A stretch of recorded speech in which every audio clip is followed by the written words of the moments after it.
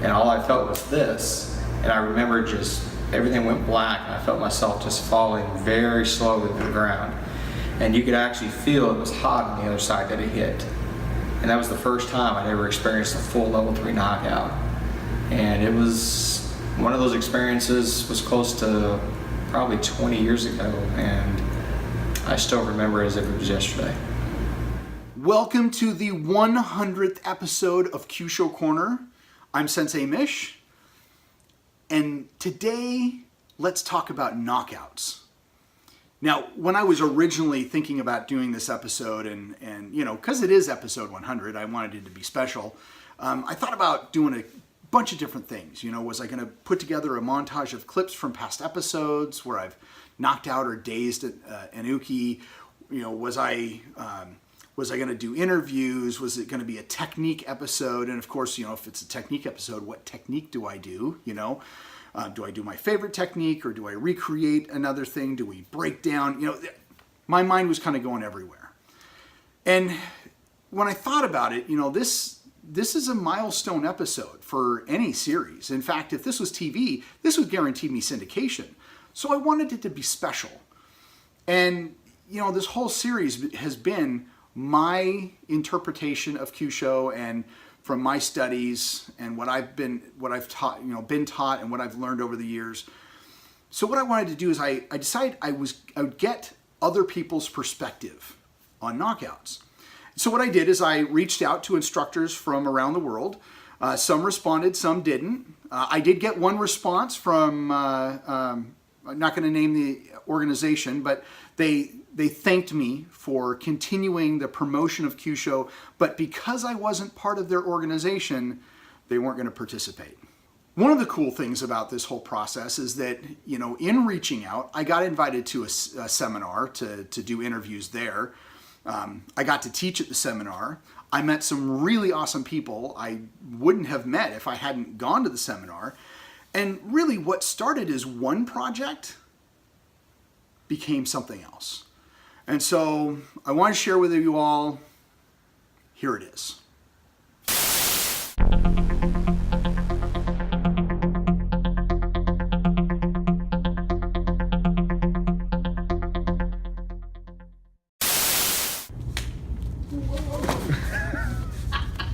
Okay.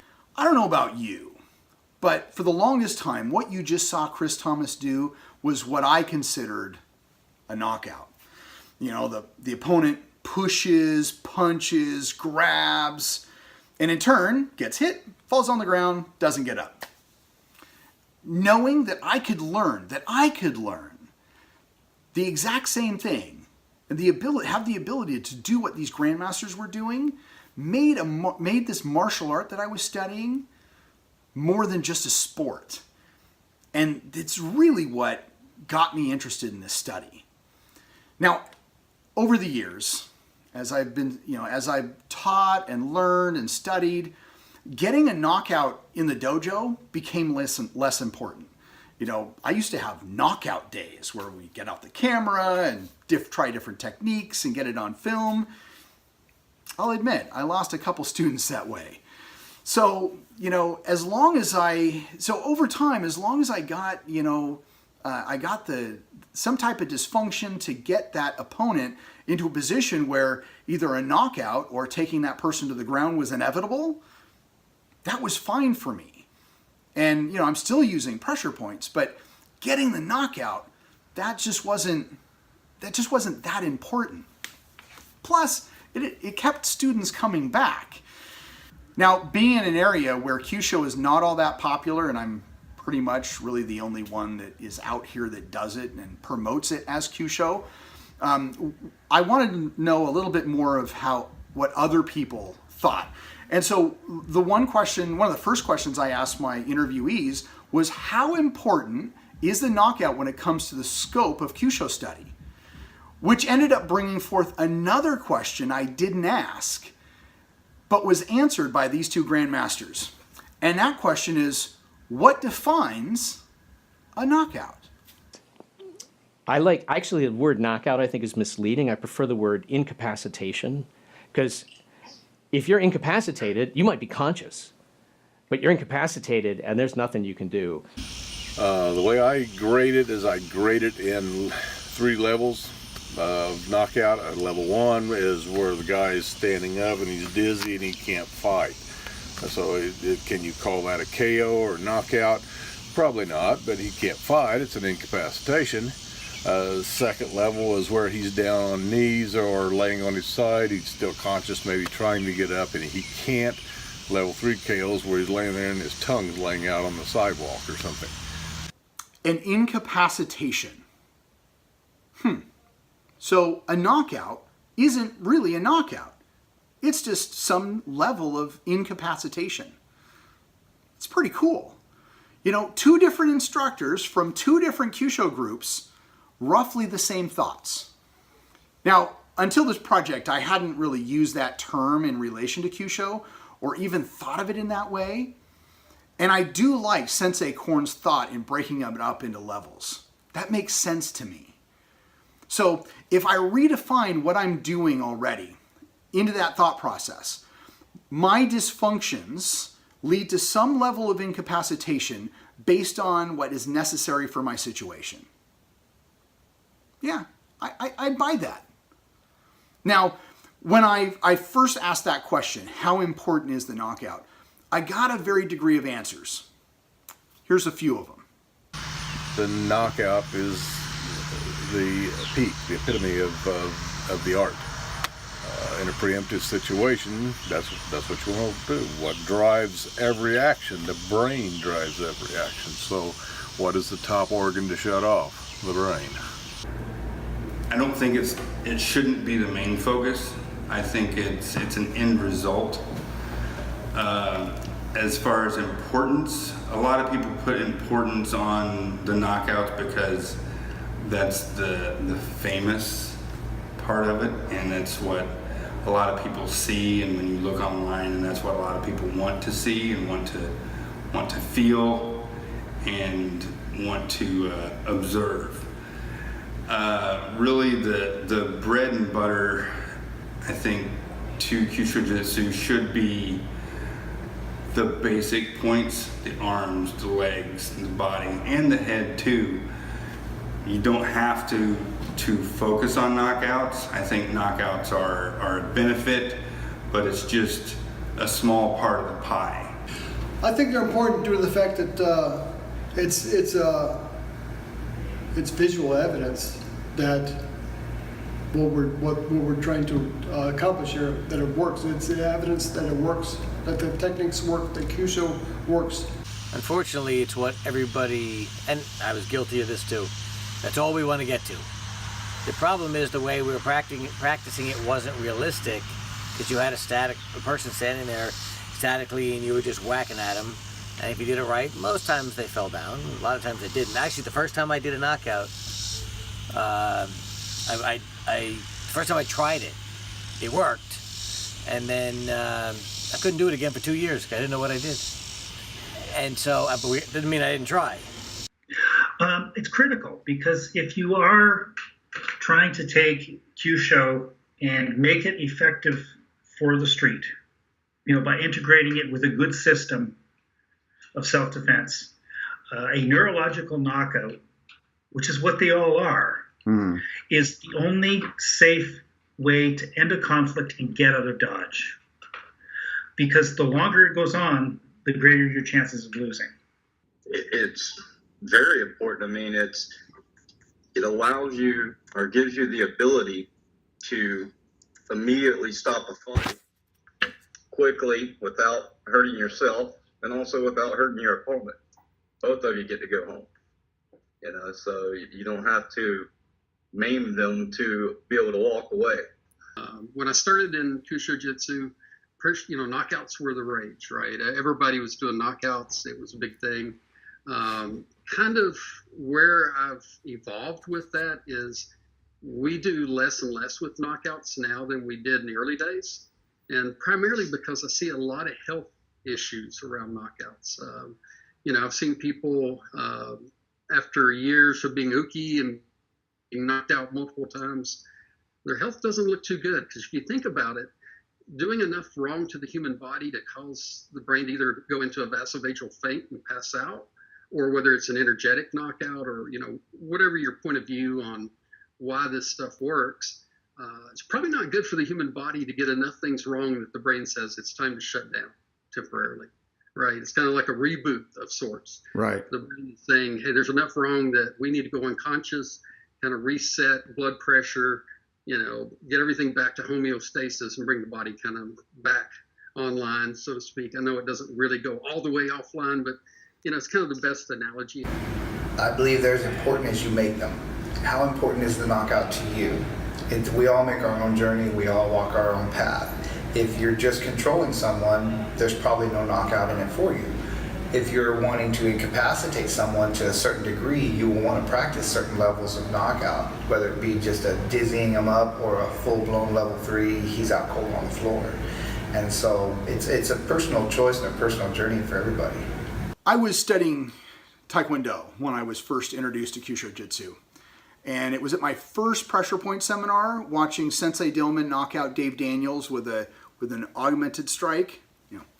We used to call those blocks back in the day. That it really got me hooked.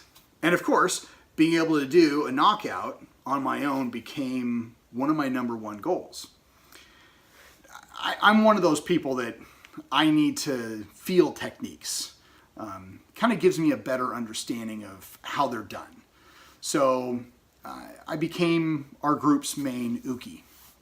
I got dazed a lot, lit up a ton. But it wasn't until I was helping out at a seminar in Bend, Oregon with my instructor and a couple other people that I went out completely, level 3, for the first time. I don't know exactly what year it was. It might have been 92. I remember Sensei Dillman coming out in 91, towards the end of 91 maybe. I can't really remember exactly when. But it wasn't too long after that. I was uke, of course. And one of the black belts I trained with, Jim Slothauer, he was showing Shuto strike. Okay? Again, we used to call those blocks. I punched. He caught me on lung 5. He grabbed my wrist and connected with stomach 9 and 10. And yeah, finesse was not part of our vocabulary back then. So when he hit me, it hurt. And I felt it. It was hard. I felt him connect with my forearm. I felt him connect on my neck. And that was the last thing I remember. It was like, boom. Next thing I know, I'm sitting cross-legged, being revived. And you got a couple screws loose when you want to do that again. So here's a couple other stories. And after dinner, we're outside of the Chinese restaurant. And he says, well, you're Ishinru, right? I said, yeah. He said, in Suinsu? I said, yeah. He said, you know this movement here? I said, yeah. I said, you know what it's for? I said, no. He said, grab me. So I grabbed him with 2 hands, and he gallbladder 20. And I remember the electric shock that went from my skull to my heels. I literally felt my body compress, and my heels popped off the ground. And I was like just frozen, and the charge was amazing.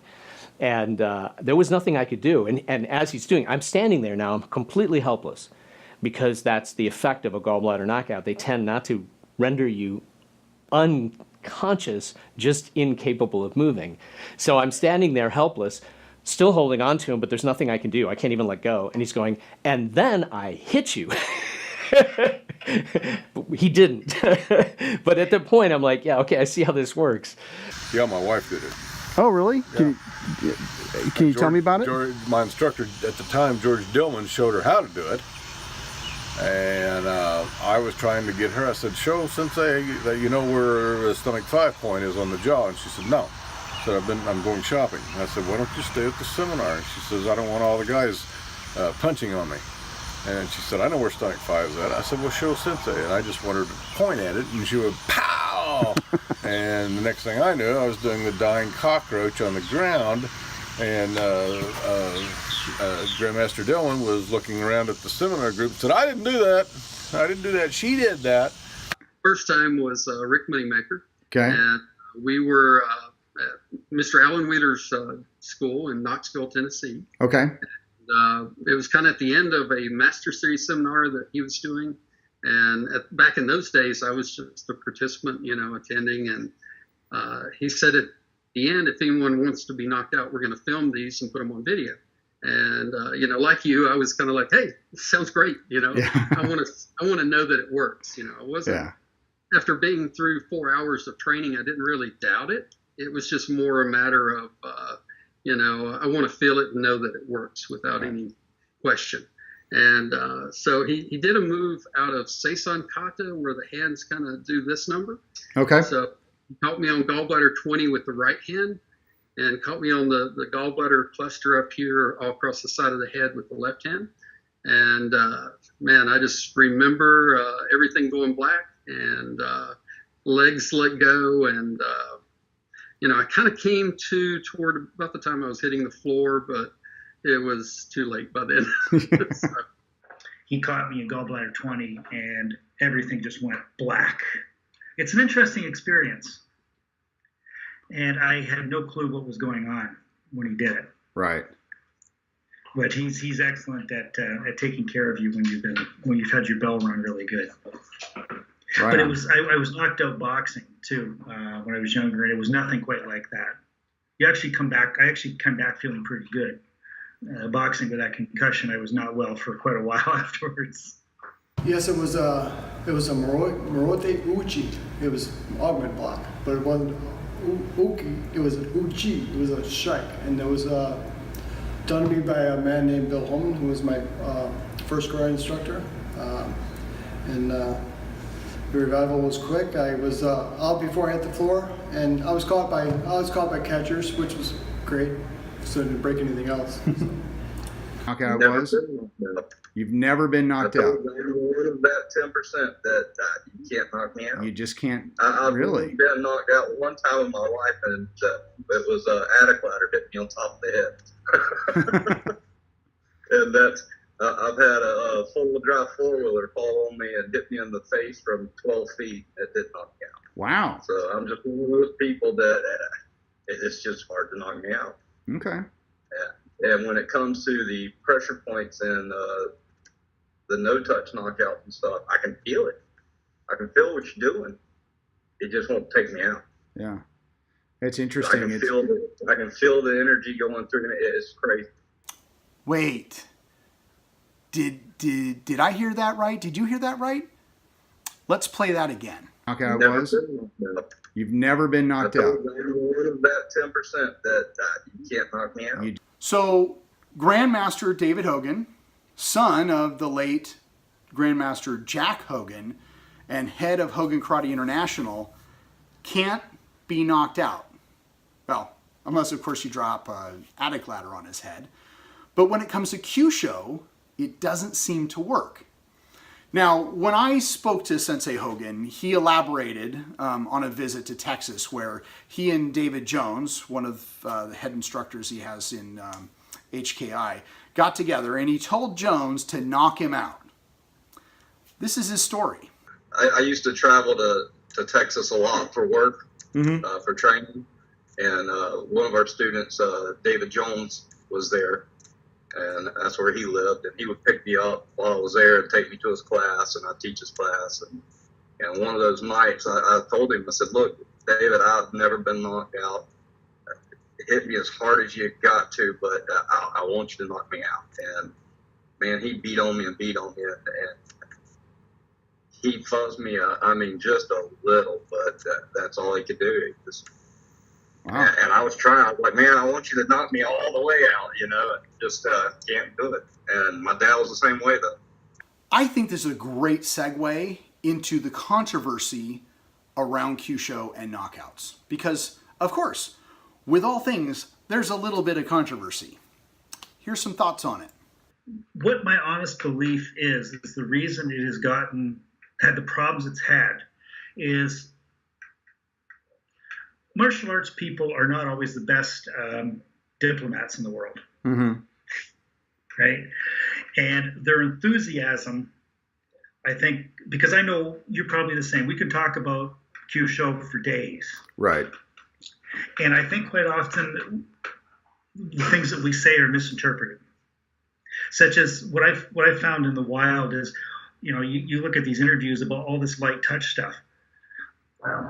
Somebody comes after me and I hit stomach 5, I'm probably going to shatter their jaw doing it. Mm-hmm. It's not about light touch. That's for the safety of the uke. Right. And we seem to have, I think that is the reason for the controversy.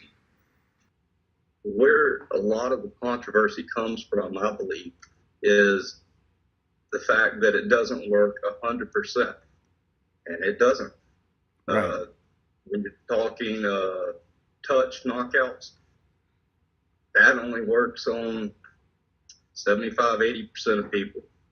And then you got the 10% on either end that some are even more sensitive. The other 10%'s very, very slightly sensitive or doesn't work at all. Many years ago, I wrote an article about Okinawan martial arts, and the premise was a criticism of Okinawan practice of the makiwara is, your opponent's not going to stand there. And I realized that when you really examine the old Okinawan kata, the truth is the strategy of Okinawan martial arts is to turn your opponent into a makiwara. That is, that before you punch them, they're not moving, they're not going anywhere because you've already broken down their structure, trapped their position, basically got them so they can't escape you, and then you hit them. And it turns out that rule applies to pressure points as well. I never chase a pressure point. The pressure point is either already not moving, relative to my body at least, because they've grabbed me and it's just sitting right there, or if it's a point like on the head where you can move your head a lot, by the time I have my hand 2 inches from the head ready to strike, they're not able to move because they're already in such an awkward, terrible position that I can't possibly miss.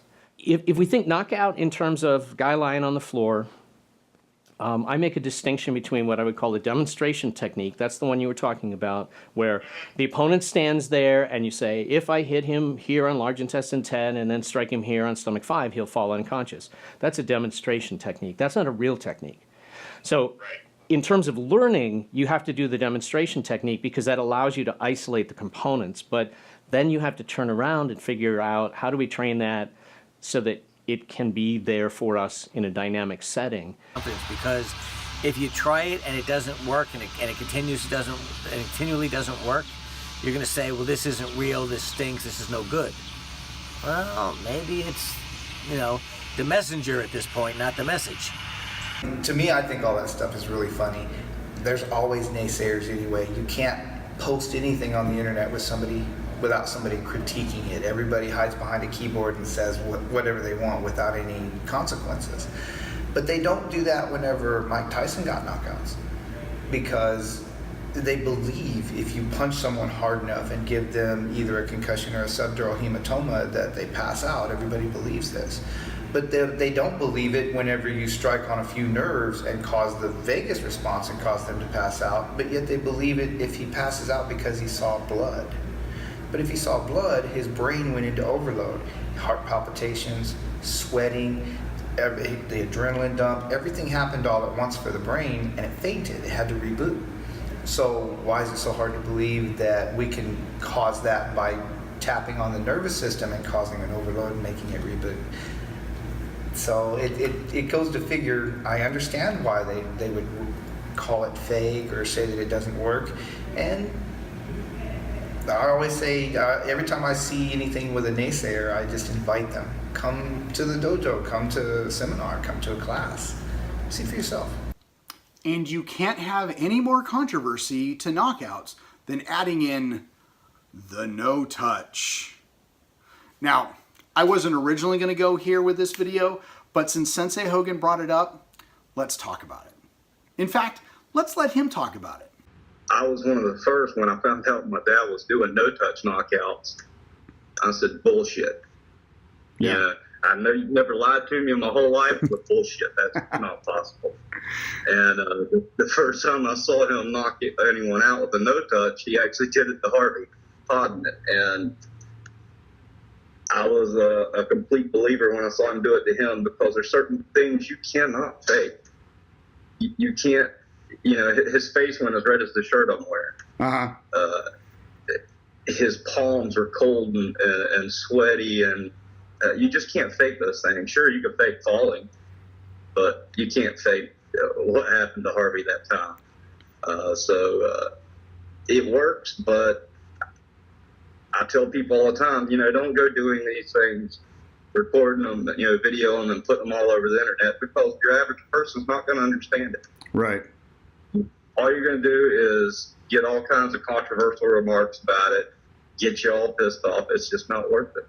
There are a lot of negative comments out there when it comes to Kyusho Knockouts, regardless of it being touch or no touch.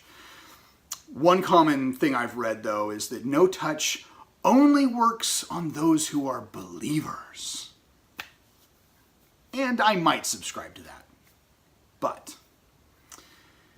here you have Sensei Hogan, someone who is a believer, someone who can knock people out, yet he can't be knocked out himself. So how do you explain that? I don't know. I honestly don't know. But I will say this. When it comes to the no touch, I personally have not been successful with it yet. But I have not been training to improve it. I played with it here and there, but that hasn't been my focus.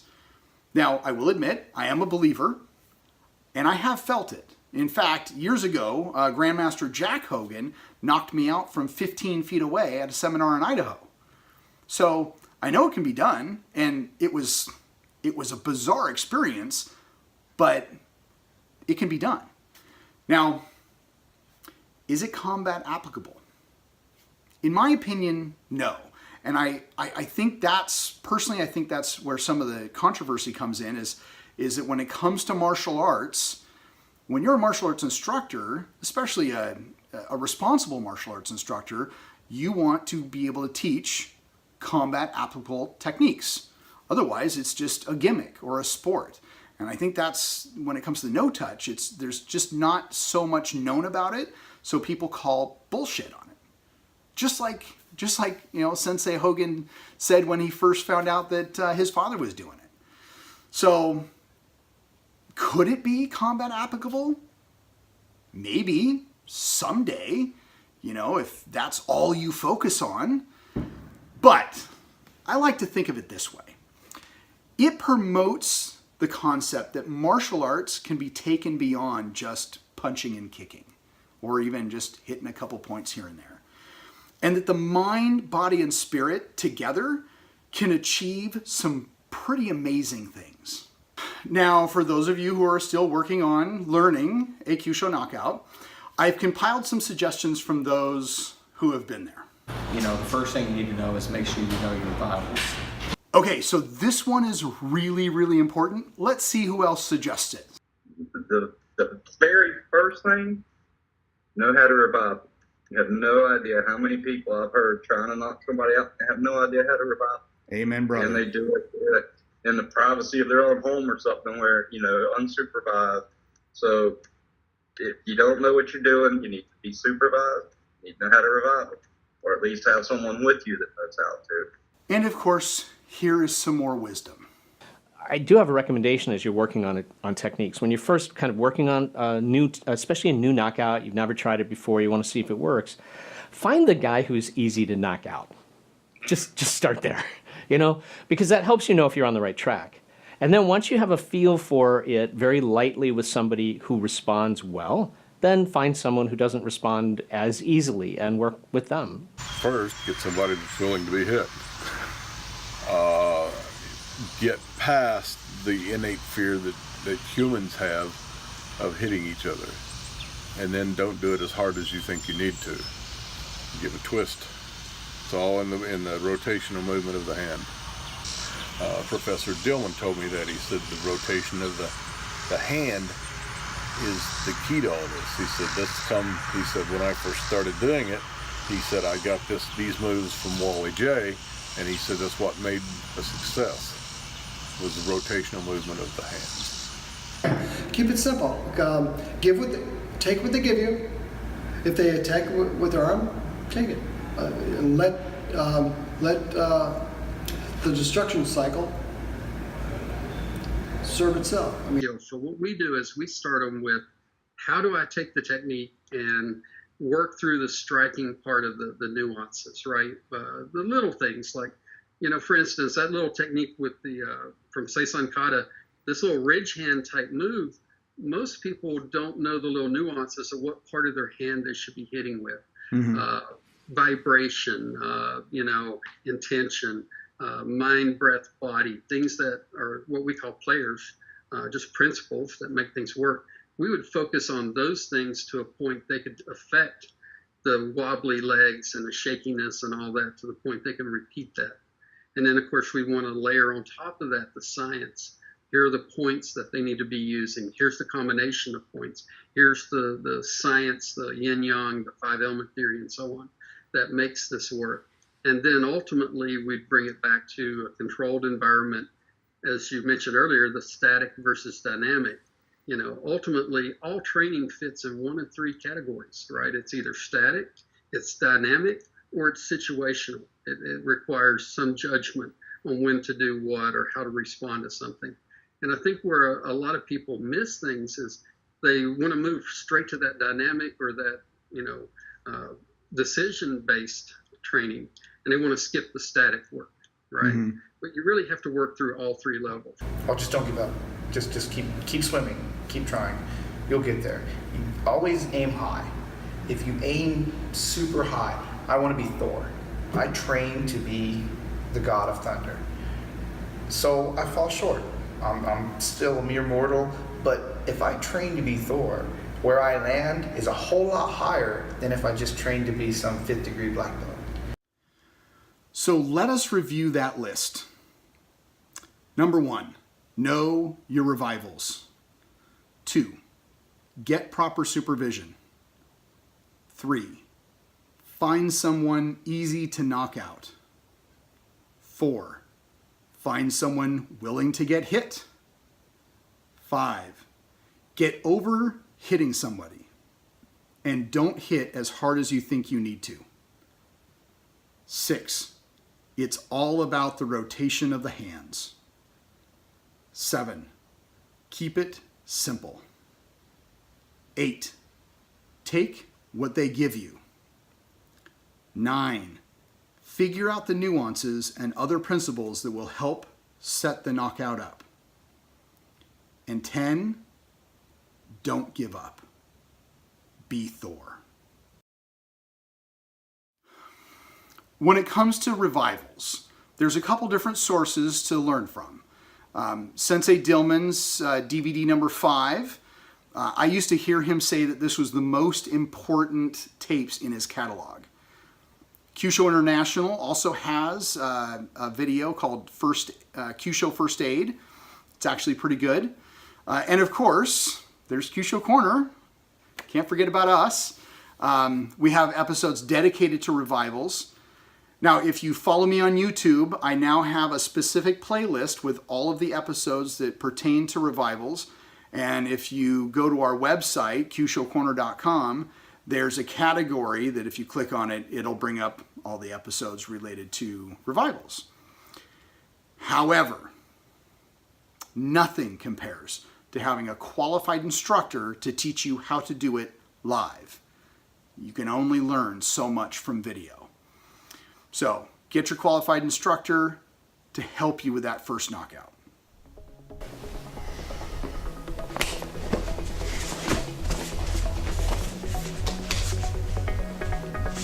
This. In the hands. Movimento finale of the He's gonna push normal speed.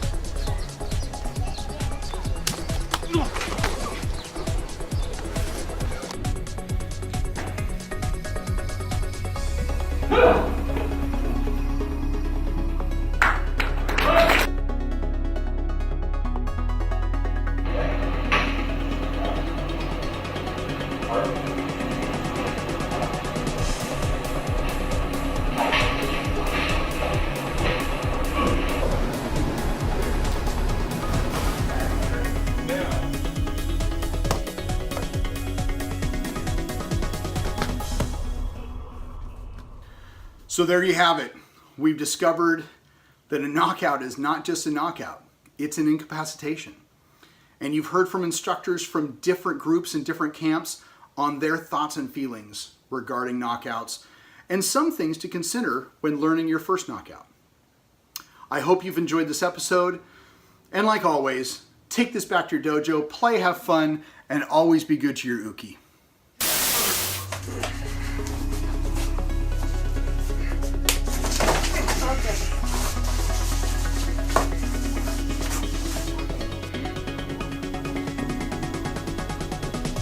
So he comes in, he goes in, come here, kick,